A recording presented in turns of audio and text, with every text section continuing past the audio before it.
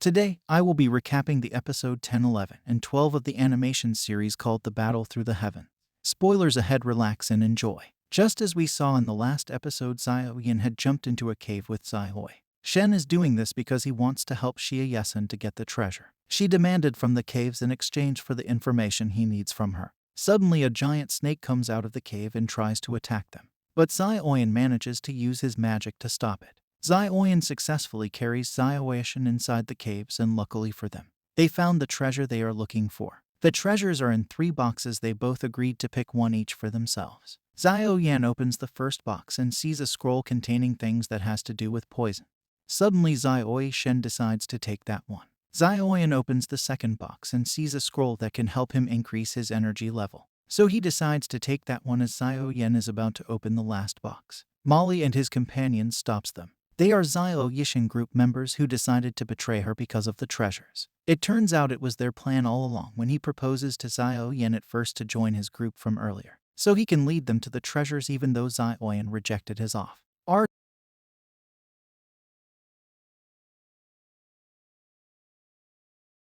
Suddenly, Molly sends his men to kill Xie Yan, and there is a battle between them. But Xiao Yan manages to use his powers to defeat them all as Qiong is making his escape with Xie Yesen.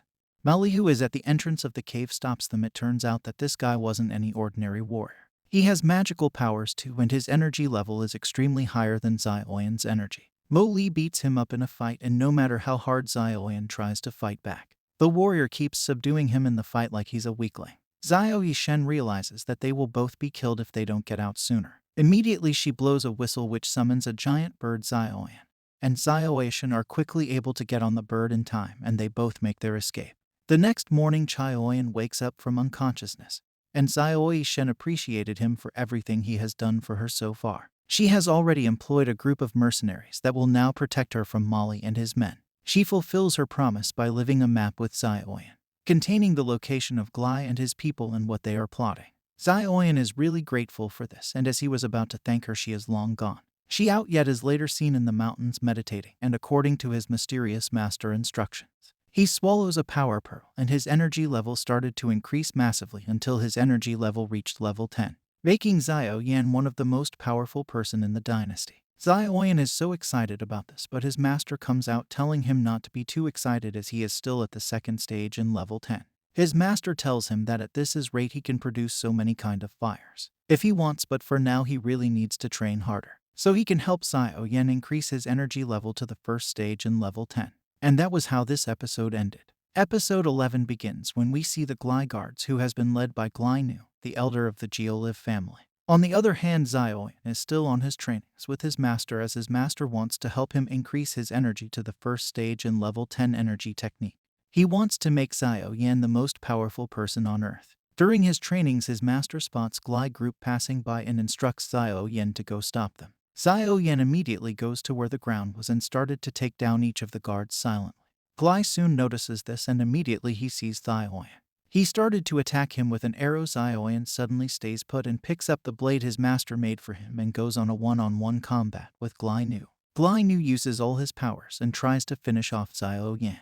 But he is now one of the most powerful person in the dynasty and manages to subdue the most powerful person in the Glai family. Glai Nu, the last surviving guard of Glai, hurries to give him the bad news, making Glai so furious. Glai couldn't believe the eldest person in his family just got killed, and what annoyed him the more is that all the materials that were supposed to be used to defeat the Xiao family has already been destroyed by Xiao Yan. The Glai family are now even getting broke because even the materials they purchased were on credit. Xiao Yan's father, Xiao Zhan, so happy after he hears how Xiao Yan defeated Jiolinu.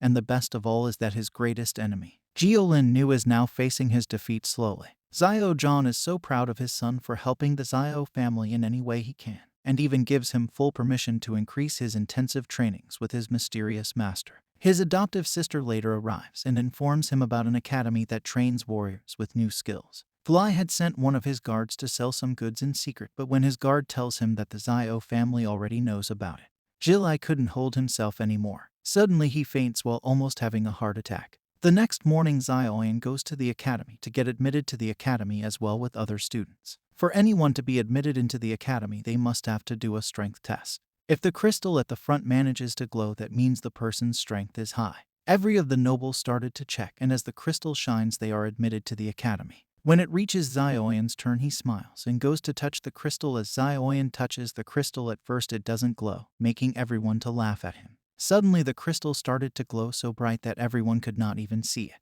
Everyone gets so surprised, not believing Xiaoyan now possesses that much energy inside. The academy, every one of them, are to be divided into different groups according to their energy level. Xiaoyan's adoptive sister goes first, and she says her energy level is level 6 of the 10th grade. The teacher calls her the strongest, because she has the highest level among all of them. But Zuner says that her energy level took 16 years to get, but Xiaoyan, her brother, only took few months to get up to level 5 of the 10th grade. That means he is the strongest, not her. This makes everyone more shocked and started to admire Xiaoyan.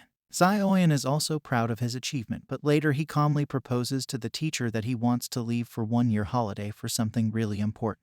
His teacher gets really angry at him because he just got admitted today, and he is asking for a holiday today. The teacher refused to let him go at first, but later she says they should go on a one-on-one combat, and if his abilities is good, she will allow him to live for his 1-year holiday. And that was how this episode ended. The last episode begins with a fight between the both of them, and Xiaoyan started to display his ability. While fighting, his teacher uses all her technique to trap Xiaoyan.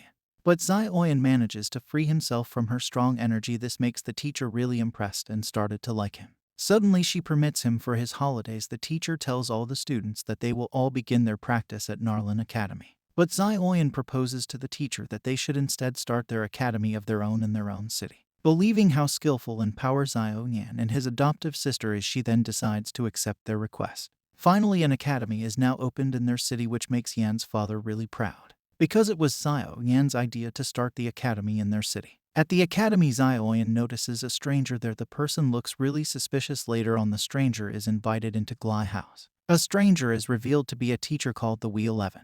Jiali invited him and tries to compel him into having his revenge on Anjian, who is Xiaoyan's academy teacher. But Louis-11 knows the implications of doing that because it might annoy the Xiao family, so he rejected their help and leaves. Jiali becomes so furious because this and promises to kill Xiaoyan himself. Xiaoyan later meets with the auction house later Yafei, and they both chat and have fun together. Suddenly a messenger hurries towards Xiaoyan and gives him a letter. As Xiaoyan opens it, he sees something that belongs to Xiaoyan, the girl who he met in the forest. He knows it must have been Molly, the man that was trying to kill them in the caves, that captured her. Xiaoyan then hurries in full speed to save his friend Xiaoyan. Unfortunately for him, Glai appears in the bridge and attacks Xiaoyan in anger. Xiaoyan is powerful, but he wasn't still strong enough to fight Glai himself, as Glai is about to strangle him to death. His adoptive sister arrives and saves him, but unfortunately the bridge ropes wasn't strong enough to hold them, and as the bridge ropes cuts off, Xiaoyan and his sister started to fall. But something more surprising happens as Xiaoyan suddenly develops wings and fly his sister out of there. Suddenly a message gets to Narlan, which tells her that Xiaoyan has grown more powerful, which scares her, as Xiaoyan is now a threat to her. Xiaoyan drops of his sister at the mountains and hurries to save Xiaoyan, who is in danger in the hands of Moli. And that was how Season 1 of the Battle for the Heavens series ended. I will be recapping the Season 2 of this animation series soon. As always, if you liked what you saw, subscribe to the channel. I'll be uploading a lot of videos just like this, so I'll see you on the next one.